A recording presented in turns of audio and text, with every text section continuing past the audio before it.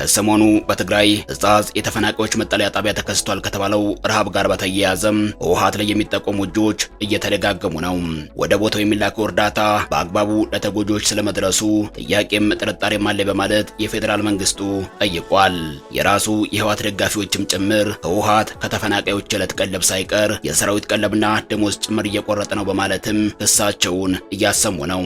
አንዳንዶቹ መረጃዎች በትግራይ ሚዲያዎች ሳይቀር እንደ በጎ ነገር ታይተው ተፈናቃዮች ለሰራዊቱ ቀለብ አዋጣ በሚል የተዘገቡም ናቸው። አሁን ነገሮች ወደ ኋላ ሲፈተሹ ግን በአዲስ መልኩ ማነጋገር ጀምረዋል። በዚህ ዙሪያ የህጻጹ ካምፕ ረሃብ መረጃ እየተሰራጨ ብቅ ያለው ህወሓት አሁን ከያቅጣጫው ኩርኩም ሲበዛበት መልሶ አንገቱን የቀበረበት ሁኔታም ታይቷል።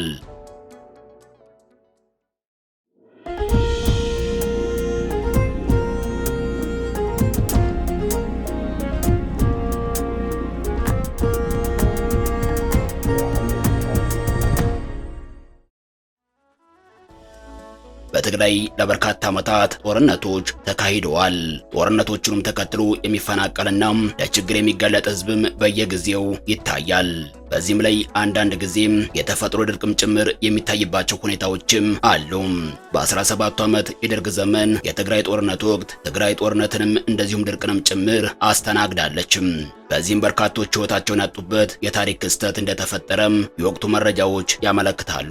በጊዜው በመንግስትና በህወሓት ታጣቂዎች መካከል ከባድ ጦርነት የተካሄደበት ጊዜ ቢሆንም ቀይ መስቀልና ወርልድ ቪዥን የተባሉ ተቋማት የትግራይ ህዝብ እርዳታ እንዲያገኝ በማድረግ ረገድ ሰፊ ሚና ነበራቸው።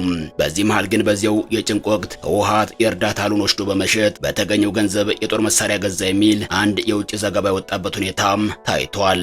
ይህ መረጃ በርካቶችንም አስደነገጠም። ህወሓትም ምን ሲደረግ አይኔን ግንባር ያድርገው ሲል ክዶ ተከራከረም። በወቅቱ የዚሁ የእርዳታ ስርቆትና ሽያጭ ጉዳይ ከህወሓት ጋር ተያይዞ በመነሳቱ ብዙ አስብሎም ነበርም። ሆኖም ጊዜው እየራቀ ሄዶም በመጨረሻም ነገሩ የታሪክ መዝገብ ላይ ብቻ ሰፍሮ መቅረቱ ግድ ብሎታል።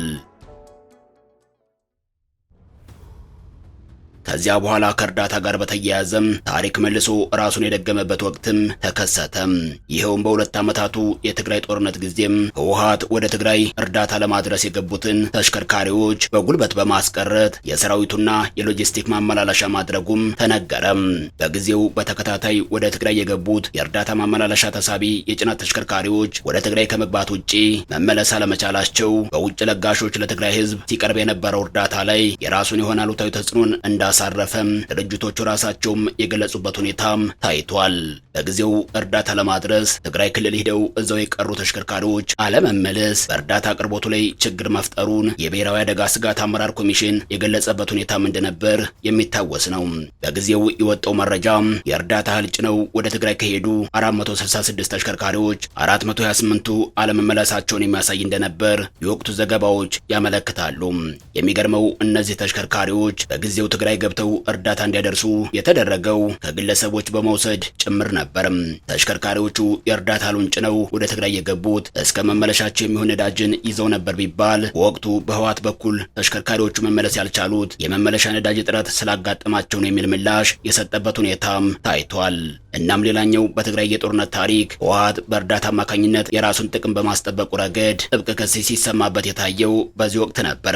ከእርዳታ አቅርቦትና እርዳታው ለተጎጂዎች ሳይደርስ ለራስ ጥቅም በመዋል ረገድ ሌላኛው ህወሓት ስሙ ሲነሳበት የነበረው አጋጣሚ በትግራይ የሁለት ዓመታቱ ጦርነት ወቅት ወደ አማራ ክልል የገቡ ታጣቂዎች በአማራ ክልል ያሉትን የእርዳታ መጋዘኖች አንድ በአንድ ዘርፈው ለታጣቂዎች ቀለብ አውለዋል በሚል ነበር። ይህም ጉዳይ ቢሆን በዓለም አቀፍ የረድኤት ተቋማትና በተባበሩት መንግስታት ድርጅት ሳይቀር በጥብቅ የተወገዘበት ጊዜም ታይቷል። በዚያን ጊዜ በጦርነቱ ለተጎዱ የአማራና ትግራይ አካባቢዎች እርዳታ ያቀርብ የነበረው የአሜሪካ ዓለም አቀፍ ተራድኦ ድርጅት ወይም ዩኤስአይድ ነበር። በጊዜው ወደ አማራ ክልል የገቡት የህወሓት ታጣቂዎች የጦርነቱ ወቅት ቀለብ አድርገው ይጠቀሙት የነበረው የእርዳታ መጋዘኖችን አንድ ባንድ አድነው በመዝረፍ ነበር። ሌሎች ዓለም አቀፍ የእርዳታ ድርጅቶችን በማስተባበር እርዳታውን በዋነኝነት ሲያቀርብ የነበረው በጊዜው በግልጽ የህወሓት ታጣቂዎችን የእርዳታ እህል ዘረፋ በማሳወቅ መፍትሄ እንዲበጅ እንዲታይለት ጥያቄ ያቀረበበት ሁኔታም ታይቷል። በወቅቱም የድርጅቱ የኢትዮጵያ ተልዕኮ ዳይሬክተር ሾን ጆንስ በሰጡት ማብራሪያቸው የህወሓት አማጽያን በደረሱባቸው ስፍራዎች የሚገኙ የእርዳታ መጋዘኖችን ዘርፈዋል። በርካታ የእርዳታ መጋዘኖችን ስለመዝረፋቸውና መጋዘኖቹ ባዶ ስለመሆናቸው ማረጋገጫ አለን። ይህ ብቻ ሳይሆን ታጣቂዎቹ እርዳታ ከተቀበሉ ዜጎች ሳይቀር ምግብን ሰርቋል ሲሉም የተናገሩበት ሁኔታ ታይቷል። ኃላፊው አክለውም ህወሓት በገባባቸውና ጦርነት በከፈተባቸው ሁሉም የአማራ አካባቢዎች መጋዘኖችን አራቁተዋል፣ ተሽከርካሪዎችንም ሳይቀር አስገድዶ ወስዷል። ከዚህ ባለፈም ውድመትን ፈጽሟል ሲሉም ተናግረዋል። በዚያው በጦርነቱ ሰሞን በተባበሩት መንግስታት ድርጅት የጸጥታው ምክር ቤት የአማራ ተወካይ በተመሳሳይ በአማራ ክልል ውስጥ የእርዳታ መጋዘን በህወሓት ኃይሎች መዘረፉን የተናገሩበት ሁኔታ እንደነበርም የሚታወስ ነው። እናም ታሪክ ወደ ኋላ ሲፈተሽ ህወሓትና የእርዳታ እህልን ለሰራዊትና ለትጥቅ መጠቀም እጅግ የተቆራኙ ሆነው ይታያሉ። የፕሪቶሪያው ስምምነት ህወሓት ትጥቅ እንዲፈታ በግልጽ ያስቀመጠ ሆኖ ቢታይም አሁን ባለው ሁኔታ ትጥቅ መፍታት ይቀርና እንደውም የተጨማሪ ታጣቂዎች ስልጠናም እየታየ መጥቷል። ነባሩ ታጣቂ እንዲሁም በአዲስ መልኩ ተመልምሎ የገባው ታጣቂ ኃይል ቀለብ፣ አልባሳት እንዲሁም ደሞዙ ቢቀር እንኳን የኪስ ገንዘብ ማስፈለጉ ጥርጥር የለውም። ጥያቄውም ይህንን የሚሸፍን ገንዘብ ከየት ይምጣ የሚለው ላይ ነው። የትግራይ ክልልን በጀት መጠቀም፣ የእርዳታ አቅርቦትን ለሰራዊት ቀለብ መዋል፣ በልዩ ልዩ ኮንትሮባንድ የሚገኙ ገንዘቦችን መጠቀም ወይንስ ሌላ ምን አይነት የገቢ ምንጭ አለ የሚሉ ጉዳዮች ተደጋግመው የሚነሱ ጥያቄዎች ሆነዋል። የትግራይን የ2 ዓመታት ጦርነት ከህወሓት አንጻር ከመሩት አዋጊ ጀነራሎች መካከል አንዱ የሆኑት ጀነራል ጻድቃን ገብረትንሳኤ ከወራት በፊት ኤንቢሲ ኢትዮጵያ ከተባለ ቴሌቪዥን ጣቢያ ጋር በነበራቸው ቆይታ ነገሮች ወደ ኋላ ሄደው እስከ በጦርነቱ ውስጥ የነበሩት ሂደቶች ሳይቀሩ በሚገባ መመርመር አለባቸው ሲሉም የተናገሩበት ሁኔታም ተሰምቷል። ጀነራሉ በዚሁ ማብራሪያቸውም በእኔ አገላለጽ አሁን ባለው የትግራይ ፖለቲካ ስልጣን ይዞ ለመጠቀም መሞከርና ከዚሁ ስልጣን እየተጠቀሙ ሀብትን ማጋበስ የሚሉት የወንጀል ድርጊቶች ተደበላልቀዋል። የተዘረፈ ገንዘብ፣ መሬትና ወርቅ አለ። ይህ አይነቱ ወንጀልና ከመጀመሪያው ወደ ጦርነት የተገባበት ውሳኔ በራሱ ተጠያቂነት ሊኖርበት ጭምር ይገባል። በተጨባጭ ማን ምን አደረገ የሚለው ጉዳይ ሲጣራ የሚታወቅ ሆኗል። በግልጽ ግን አመራሩ ለራሱ ጥቅም ብሎ ያዋላቸው የወንጀል ስራዎች አሉ። እነዚህና የፖለቲካ ስልጣን ፍላጎቱ መለየት በማይቻልበት ሁኔታ አንድ ላይ ተዳብለዋል። ይሄ እንዳይመረመርና ተጠያቂነት እንዳይኖር ለማድረግ የሚቻልበት አንዱ መንገድ ጦርነት መፍጠር ነው። ከኢሳያስ ጋር መተባበር የተፈለገበትም ዋነኛ ምክንያት ያለው እዚህ ነጥብ ላይ ነው።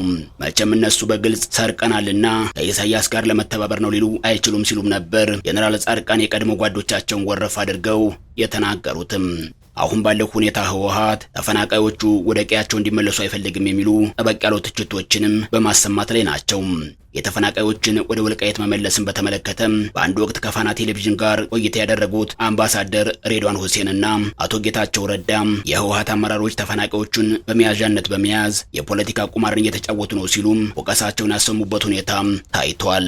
ተፈናቃዮችን እንዴት እንመልስ የሚለው ጉዳይ ከ2015 ዓ.ም ጀምሮ ውዝግቡ እንደቀጠለ መሆኑን አምባሳደር ሬድዋን ሁሴንና አቶ ጌታቸው ረዳ ከወራት በፊት በነበረው በዚያው ቃለ ምልልሳቸው ማብራሪያቸውን የሰጡበት ሁኔታ ታይቷል።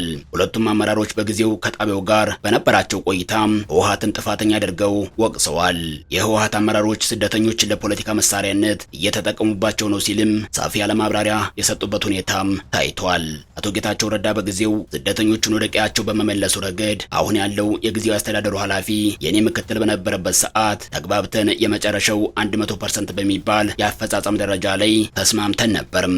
ለምን አልተፈጸመም የሚለውን በተመለከተም ፌዴራል መንግስቱ ላይ የማፈጥበት ጊዜ አክትሟል። ነገሩ መጨረሻ ሄዶ እውቅና ካልሰጠኝ ይህን አደርጋለሁና ከነገሌ ጋር እሰራለሁ ወደሚለው ደረጃ ተወርዷል።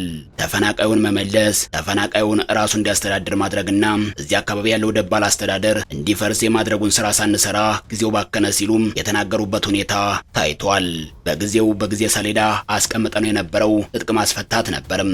ግን ከሰብአዊነት አንጻር በኋላ ላይ ጎልቶ የወጣው ተፈናቃዮችን መመለስ የሚለው ጉዳይ ነበርም። ሰው እያረሰና እያመረተም ቢያንስ ከድንኳን ወጥቶ የሚኖርበት ሁኔታ እንፍጠር በሚል በጊዜው የዝናቡ ጊዜ ጭምር እንዲያባክን በሚል ጥረቶችን ስናደርግ ነበርም።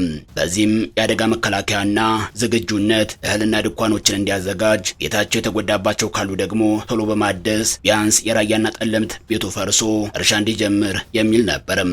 ከዚያም ወልቃይትን ደግሞ ቀጥለን እንግባበት ብለንም ነበርም። ይህ ሲባል በየጊዜው በእነሱ በኩል የሚሊሻን ጉዳይ አነሱም።